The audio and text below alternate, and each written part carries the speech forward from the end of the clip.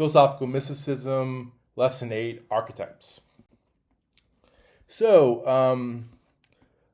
a prominent type of innate memory or innate memories are archetypes.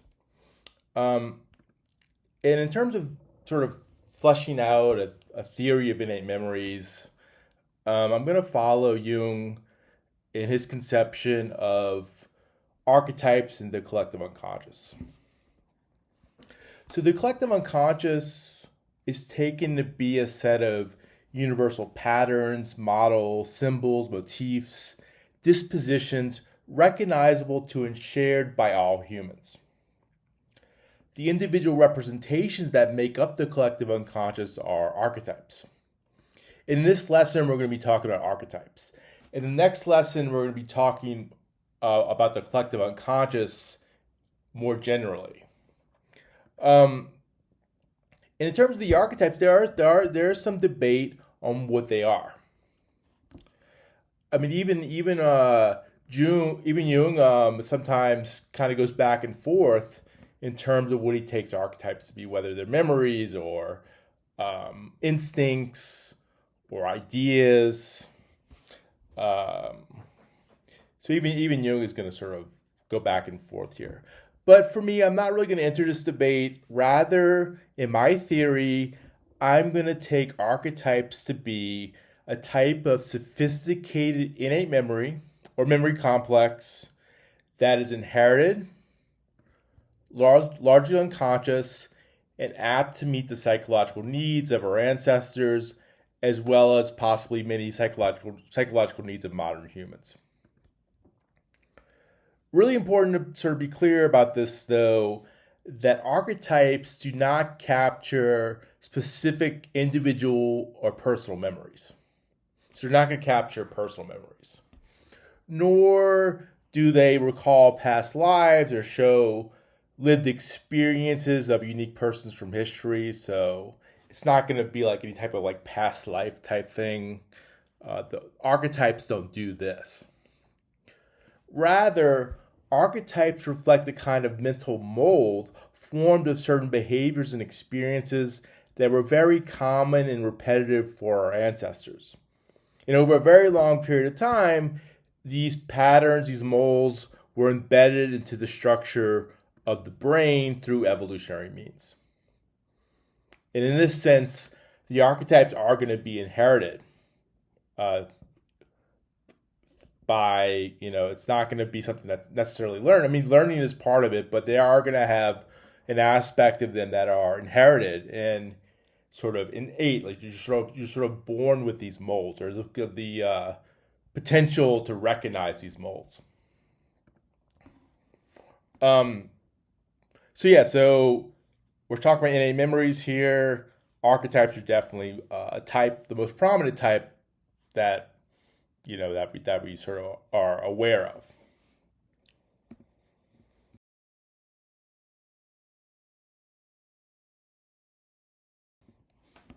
So in the sort of Jungian model, some of the major personal archetypes are the hero, villain, mother, father, maiden, old hag, wise old man, the sage, the trickster, the child, and the stranger. So as far as the hero is going to for the hero archetype, he goes on a journey, or overcomes some obstacle, or defeats some antagonists, resulting in some type of spiritual growth. So, for example, like Homer's Odysseus, right? The villain seeks to bring destruction or ruin to the hero, or a village, or a city, or a society, or in some cases, even the entire world. So think like, Sauron from Lord of the Rings. The mother archetype is the caregiver, the bringer of life. Think like Gaia, Mother Earth. The father is the protector, the lawgiver, like Zeus. The maiden is youthful, beautiful, innocent, playful, curious. And the maiden may also go on a journey as well, sort of like the hero, think like Snow White. And then you have the old hag. The old hag is going to possess useful knowledge or power. In many cases, the old hag is going to be a sort of an imposing figure. If outside of the society, the old hag, if she's sort of a social outcast, the old hag will be a witch. So think like the Wicked Witch of the West. If within society or accepted within society, the sort of old hag acts as a sort of healer or guide. So think like, to use like a modern example, like a more recent example, think like the Oracle in the Matrix. The wise old man, the sage, possesses esoteric knowledge, sort of like has access to some type of esoteric knowledge. And in general, the old wise old man is generally revered by the community, or some particular leader is going to revere the wise old man and sort of take his counsel or guidance. So think like like Merlin from King Arthur. The trickster is the joker, the hustler, the deceiver, the liar, the con man, the meddler, so creates trouble. So think like Loki from Norse mythology. The child is helpless, vulnerable, needs protection, but the child is also filled with potential. So think like like Harry Potter, or at least the early stages of Harry Potter. And then you have the stranger. He's the loner, the unknown, the outsider. He's mysterious. He's the visitor. Think like the man with no name from the Dollars trilogy. So like Clint Eastwood's character, the man with no name. So these are some of the personal archetypes. These are the major ones, and there's different variations of these. As far as the general archetypes, so some in the sort of Jungian schema, some of the general archetypes are the anima, animus. And the anima is the feminine aspects of a man, and the animus is the masculine aspects of a woman. So in this sort of schema, every person is going to have both masculine and feminine aspects. And you have to come to terms with this. So coming into terms with this is part of growing spiritually. So it's actually part of human nature that you're going to have both masculine aspects of your psyche. The shadow represents a person's dark side. It's the part of ourselves that we're ashamed of or afraid of. It's usually repressed and hidden by the conscious. The persona, another general archetype, a sort of mask or artificial personality that we share with the world. It's fabricated to and bent in response to social pressure. And then you have the self. And the self is a sort of type of creation in response to trying to find a harmony between the conscious and unconscious. It's really important, the self is not, for Jung at least, the self is not your personal self.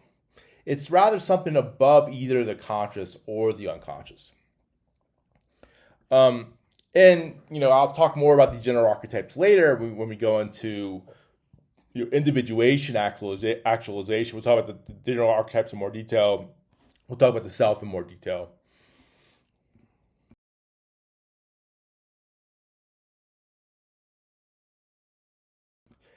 And then there's the world archetypes, the sort of the archetypes for things, sort of objects in the world. There's a whole bunch of these. So I'll just go through this list pretty quick, just sort of give you an idea so you kind of have an idea of what some of the world archetypes are.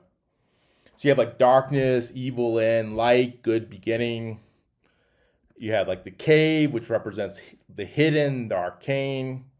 You got water, purity, healing, the serpent, sort of the mystery, the guardian, the raven, death, transmigration, the forest, the unknown, the flower, youth, beauty, storm, fire, blood, mud, wings, breath, phalluses, hearts, swords. So all of these are going to be world archetypes that are going to have some meaning to us.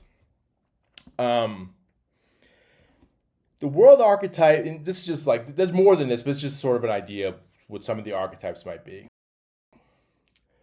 The world archetypes can be reinterpreted and sort of, as long as the same structure and model is there, they could be reinterpreted to be sort of modern, to sort of have modern equivalents.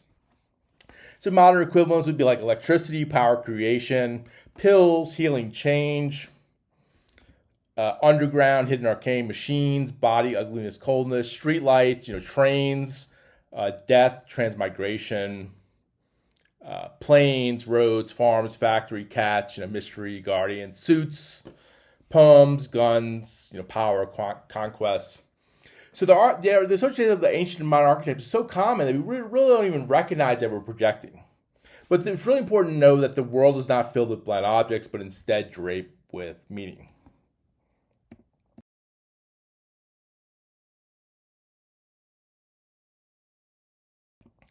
Oh yeah, so if you want to learn more, check out the book Philosophical Mysticism, a Spiritual Handbook for Mankind by Nicholas Schroeder.